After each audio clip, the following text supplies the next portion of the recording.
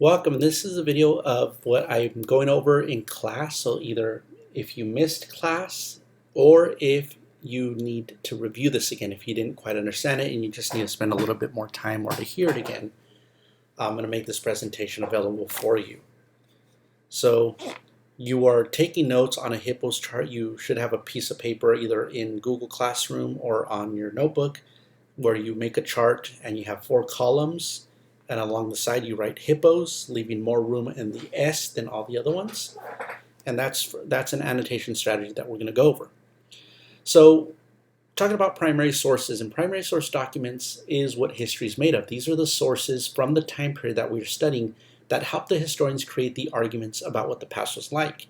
And there's multiple interpretations of the past because we look at it from the point of view of the different people who were there.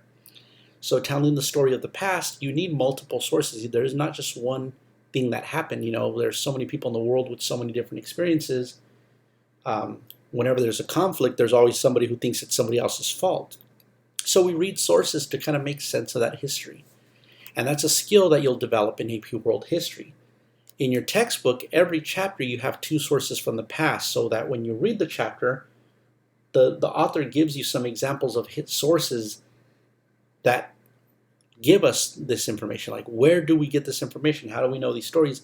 It's because of what's survived from the past, what written documents have survived, or artifacts. So every chapter is going to have 2, and they are required. When you read the chapter, you should read the sources of the past. You're going to be writing DBQs at the end of the year for the AP exam, and the skill that's going to help you do the best in the DBQ is reading these documents every chapter.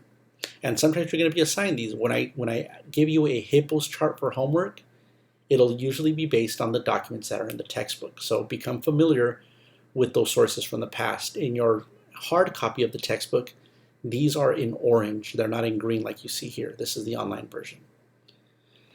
And so HIPPOS is a strategy that we do before reading, right? We don't just read documents for information. We try to connect prior knowledge. We try to understand what we are reading. We want to create context. When was it written? Who wrote it? What was happening? What's the purpose? And we try to predict what the author's motive is in writing it to be able to better make sense of documents and better develop historical arguments. So the strategy that we used to do this is called HIPPOS. And a HIPPOS chart, you could see this one for one document, or you could split it in 2 with the column for 2 documents, or into 4 for 4 documents. But it's basically this acronym.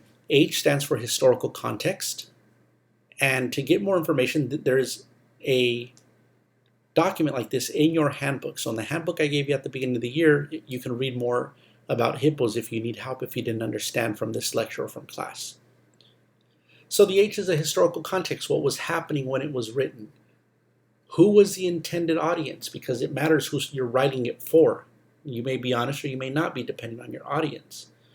Whose point of view? Right? Who is this person? What point of view in society do they come from? How are they seeing the world? What's the purpose of writing this document? And then what outside information? What do you already know that will help you make sense of this, right? You could read a document and you can know the document isn't true because of something else you may already know. And then finally, it's the subject, right? What does the document talk about?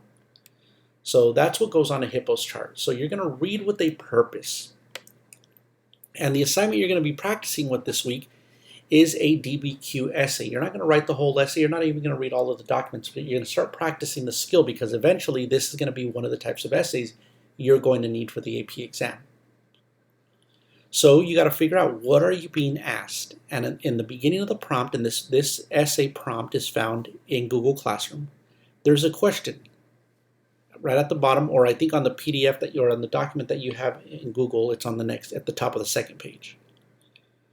But you're being asked to evaluate the extent to which settled societies responded to Mongol expansion in Eurasia during the 13th and 14th centuries.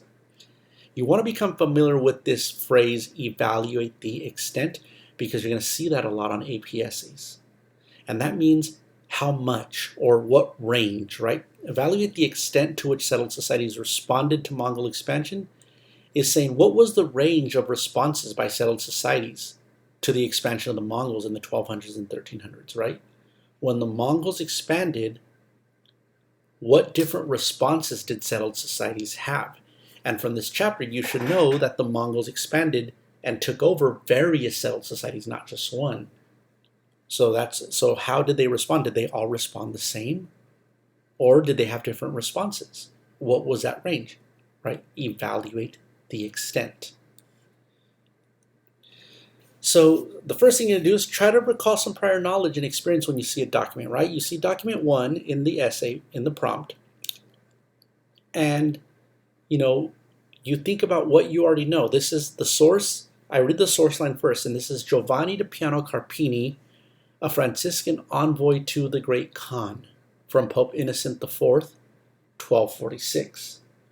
Okay, so what do I already know? I'm just going to kind of jog my memory, right? Franciscans are Catholics or Christians. I know that. I remember St. Francis from the California missions, San Francisco. Francis of Assisi was the founder of a group of missionaries, right? The ones that came to California, like Junipero Serra, they were Franciscans. Those are the San Diego Padre, the little friar, that little outfit he wears, that's a Franciscan robe. So I know this guy's he's got to be a priest. And I know an envoy is somebody that you send to somebody else, like a diplomat. So he's an envoy. What do I know about the popes? I know the popes are powerful in Europe in the 1200s. Okay, so that's what I already know.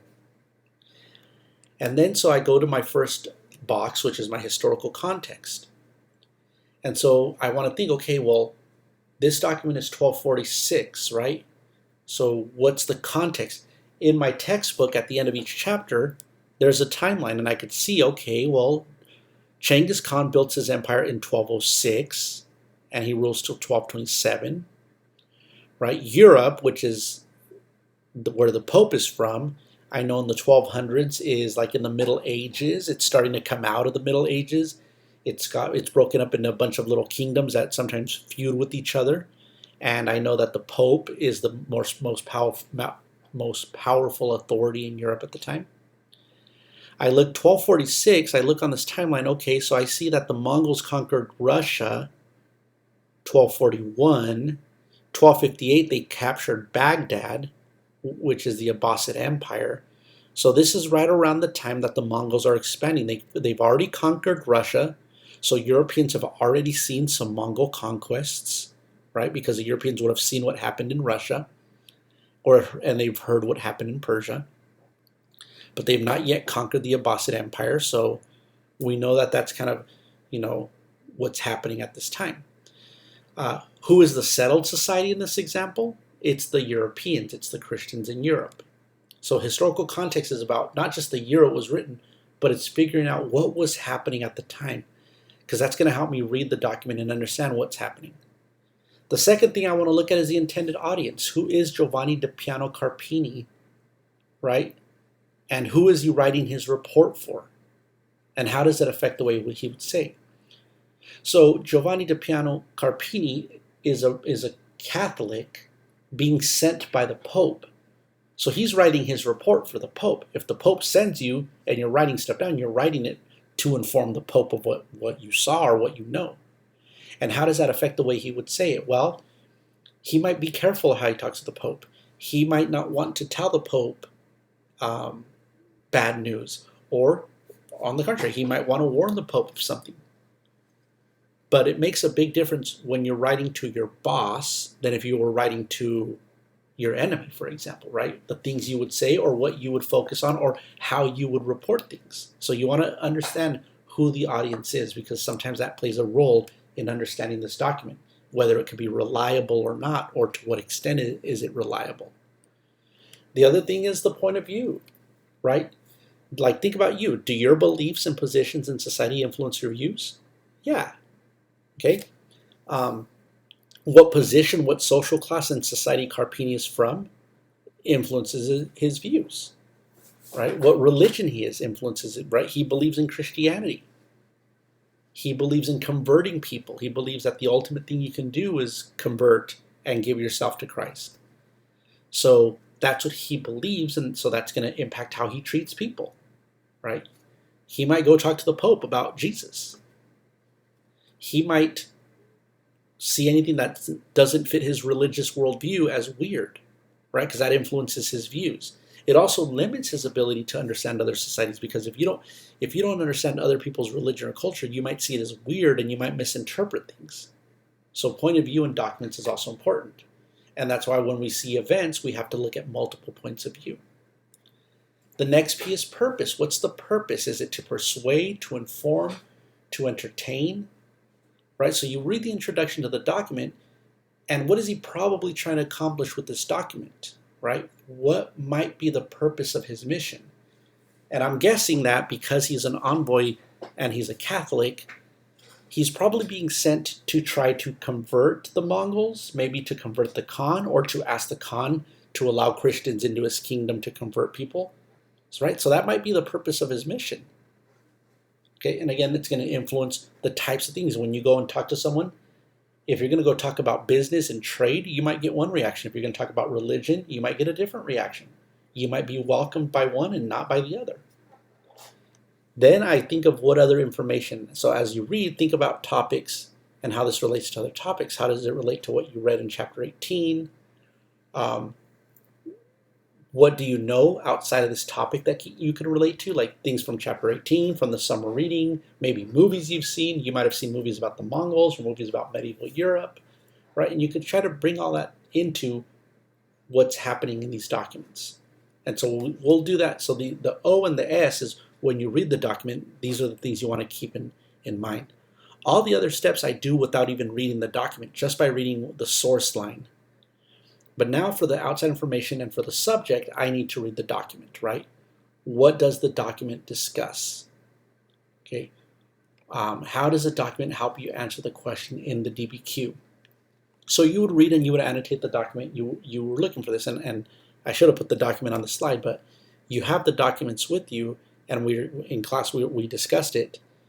So the document, this document 1 is he's kind of just reporting. He's saying, this is what the Mongols are like. This is how they treat each other. This is how they treat people that they,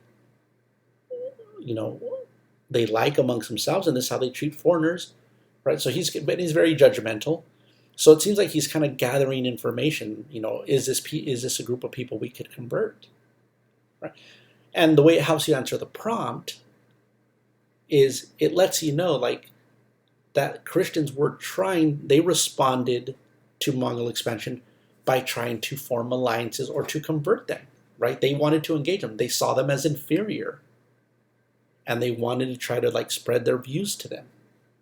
So that's one way people responded. But there's all these other documents that might give you different points of views. And so what you did in groups, or in class, and those of you who didn't go, what they did in groups is they read document 2, which means if you weren't in class, then you got to read this document on your own from Marco Polo, and you're going to fill out the HIPPOS chart. Okay, so hopefully that makes sense. And if you have any questions, ask me. You could also look in your handbook for more explanation. But let me know if there's something you don't understand. And we're going to be going over this throughout the year. We're going to revisit this. But now you have this lecture to go back to. All right? So hopefully you found that helpful. I will see you soon.